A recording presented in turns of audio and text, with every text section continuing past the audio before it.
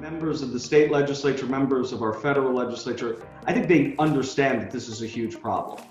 I think they just don't understand how to fix it. You know, they hear these giant numbers and it seems insurmountable. Bills like this, I think, bring it down to a digestible chunk that says, hey, this is one way we can move in the right direction towards concrete. But I think that's how real change happens. It's smart incremental policies that incentivize private actors to make good choices.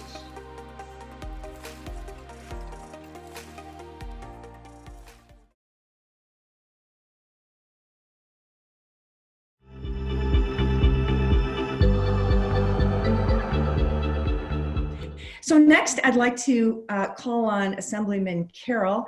And Assemblyman Carroll, you know, I said earlier, the law is sometimes a lagging indicator of change, but you're leading in this space. And I'm so excited to have our listeners hear about the bill that you've brought in the state of New York and what you think its implications could be. Welcome to you.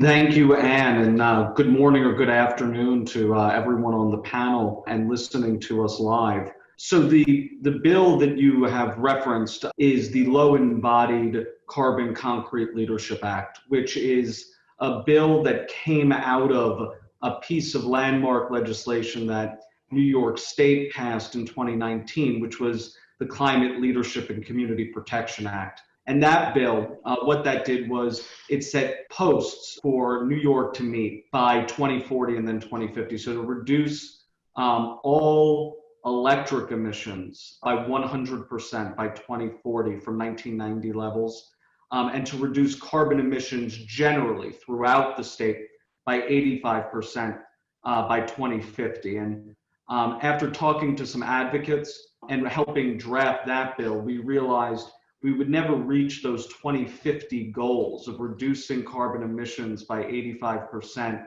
if we didn't reduce the carbon that is embodied in concrete and the built environment, because it is the second most used substance in the world when we're talking about building. And so what this bill does, New York State buys a lot of concrete. It says when we go through the procurement process, we're not just going to look at the costs of concrete. We're going to look at global warming potential. We're going to look at what that costs us environmentally, and we're going to factor that in when we award contracts to major state contracts.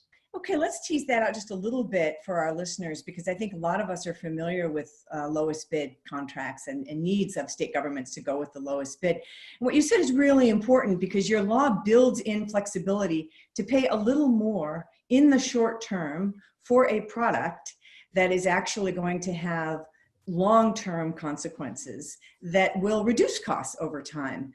You know, if you look at the life cycle of the product, or the true cost, and we're all familiar with the firm true costs, it's very clear that what's actually taking place is by spending a little more in the short term, there's a tremendous cost savings for the state of New York over time. Do you feel as though that equation is starting to be absorbed by your fellow representatives and lawmakers at the state level? Or is that a process? In other words, are people kind of stuck in thinking about the short-term costs without fully appreciating the long-term bargain that is associated with your bill?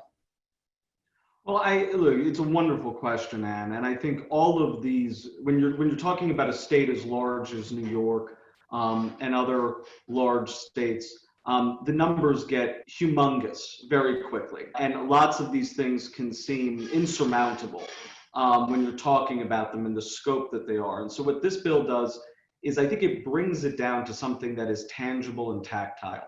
We're saying, look, we're going to give you a 5% discount based on your GWP score. We're also going to give you up to a 3% discount if you do some carbon capture utilization in your production of cement or concrete. And so you could get as much as an 8% discount or an 8% bonus to make yourself more competitive against maybe a cheaper, more dirty concrete. And I think that's something that members of the legislature, the governor's office, can understand, because every person in the legislature is a generalist, right? This is not our expertise. So you guys are experts in engineering and concrete. We represent the folks in our district. And I really do think, I don't think I'm being Pollyannish when I say that members of the state legislature, members of our federal legislature, I think they understand that this is a huge problem. I think they just don't understand how to fix it. You know, they hear these giant numbers and it seems insurmountable. Bills like this, I think, bring it down to a digestible chunk that says, hey, this is one way we can move in the right direction towards concrete. And there are other bills out there and other good ideas in many other spaces. And that's what I think we're trying to do. And I think that's how real change happens, is smart incremental policies that incentivize private actors to make good choices. Well put. I think you just gave us our first tweetable quote there. Thank you so much, Assemblyman Carroll. Very well put. We don't want to go for the cheaper and the dirty. Let's incentivize the right choices. Thank you so much. And I should have said at the beginning, congratulations on New York's stunning goals. Assemblyman Carroll, I'm going to start with you with some of these questions that have come in. If New York State were to adopt your legislation, it's clearly a game changer for the state. But considering the procurement power of New York, do you believe it will be transformational for the entire Northeast region and potentially the U.S. writ large?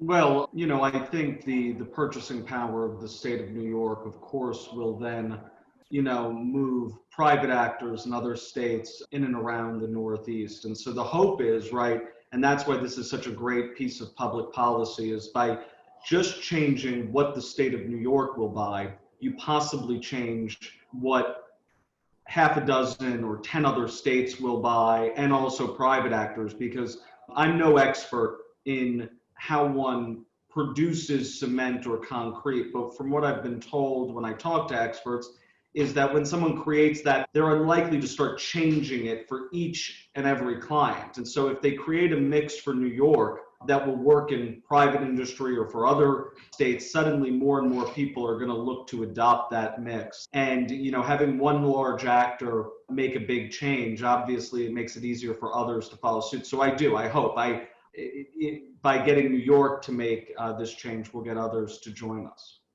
Absolutely. Well, let's press on that a little bit. And one question that's come in, I wonder, I'm sure you've thought of this, will the legislation result in smaller companies not being able to compete for state contracts if they're lacking the resources to produce the same kind of carbon-friendly concrete? This is one of those classic market questions that I know you've thought through.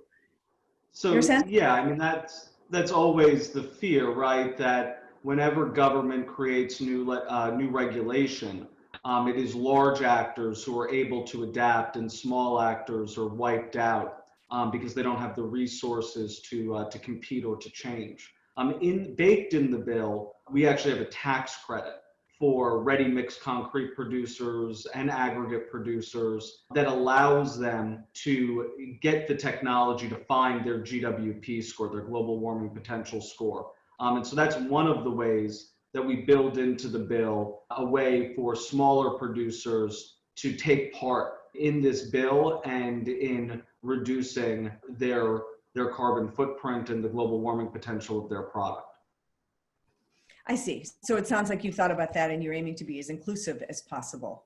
The ready-mix concrete industry, of course, is dotted throughout the nation, and there are tons of small producers and tons of projects. So I think the small ready-mix concrete producer and making sure that he or she is a part of this and able to participate is essential in making sure that the built environment does decarbonize, because it's those people who are going to build out so many of our buildings. And it's those folks who are integral in making sure that we reach our goals. And if we only kind of see this issue at 36,000 feet, I don't think we're going to get there.